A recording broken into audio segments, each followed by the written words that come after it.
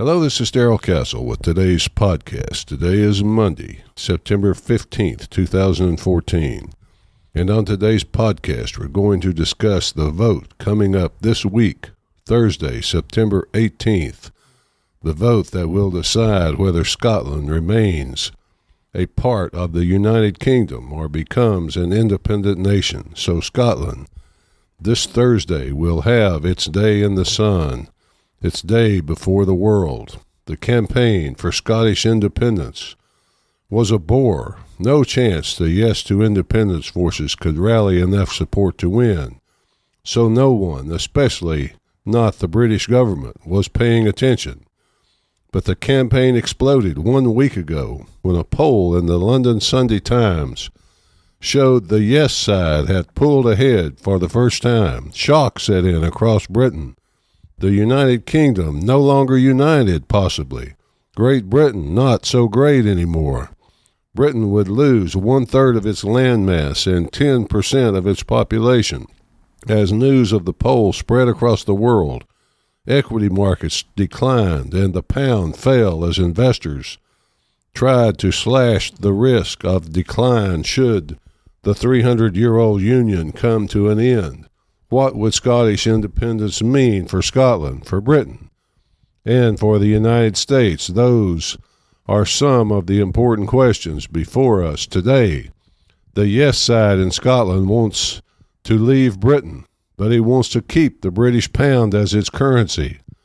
The Yes side wants to remain in the European Union, so it would not be truly independent. Right now, Scotland has a rather onerous tax and regulation scheme, which it wants to keep. But somehow it wants to keep it without the subsidies from the British government and banking system. The Royal Bank of Scotland and Lloyds Banking have said they will move to England should the vote be yes. These banks were bailed out in the last crisis, and they want to keep access to British credit. But it's not just banking. Aerospace, defense, and others have threatened to leave as well. Scotland would continue to get the bulk of its laws from Brussels, that is, the European Union, and the Yes side wants an even greater effort at a high-tax social welfare system, just without the British bailouts to support it. The Scots seem to have a long-standing dislike for their rulers in England. Go back and watch Braveheart again to refresh your memory. The No to Independence side has taken a different approach, a rather heavy-handed approach, which essentially says, quote, Scotland can't survive outside the UK.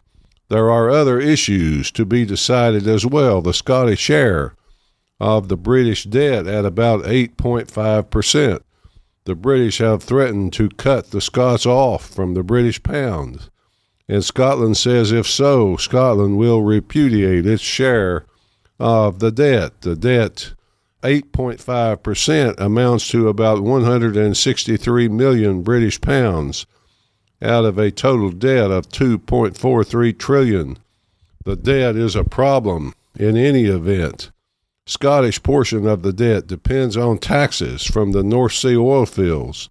In Scottish waters, the revenue is a big question to be decided if the vote is yes. Most British oil is under Scottish waters.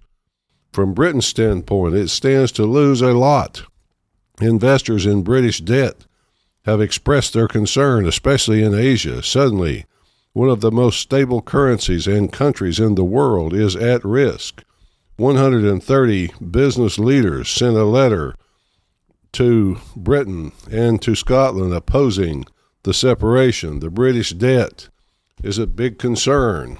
Without some Scottish revenue, it's already a concern in any event. Britain would lose its only base for its 4 nuclear ballistic missile submarines. These subs would have no home, and one built in British waters would cost £10 billion, which the British government does not have, and it would take 10 years to build. There are 58 Poseidon intercontinental ballistic missiles on those subs, all the missiles on loan from the United States. Without the UK's 4 subs roaming the world's oceans, the United States would be the only nation in NATO with a nuclear deterrent capability. Britain's military would be damaged unquestionably. Scotland has land, 1/3 of the land mass of the United Kingdom, but only 10% of its population. So Scotland is littered with British military bases. NATO would be just the United States and the rest of the world in NATO, the other 27 countries that make up the 28-country alliance, could not fight their way out of a paper bag. But that would be okay with the Scottish Yes camp. It has run ads saying, quote, "Want to disarm a nuclear weapon? Vote yes on independence." They see themselves with a 0% defense budget and all revenue devoted to social welfare. Sounds like Greece to me, except Greece does not have North Sea oil and the Scotch whiskey industry.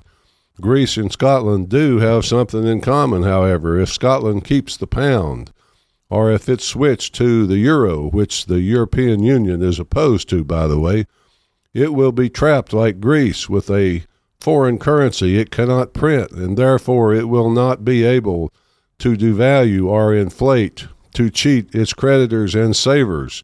No currency means no central bank. Finally, the Scottish people want to recover their heritage, their land, their character, that part of the earth that tells them who they are. This is a resistance reaction to globalization. People saying we will not continue as part of your homogeneous mass. We want our own identity. It's hard for an American to not feel sympathy for that when we fought a war to gain our independence from the same people. So, vote yes for a decentralized government. Vote yes for independence. At least that's the way I see it, folks. Until next time, this is Darrell Castle. Thanks for listening.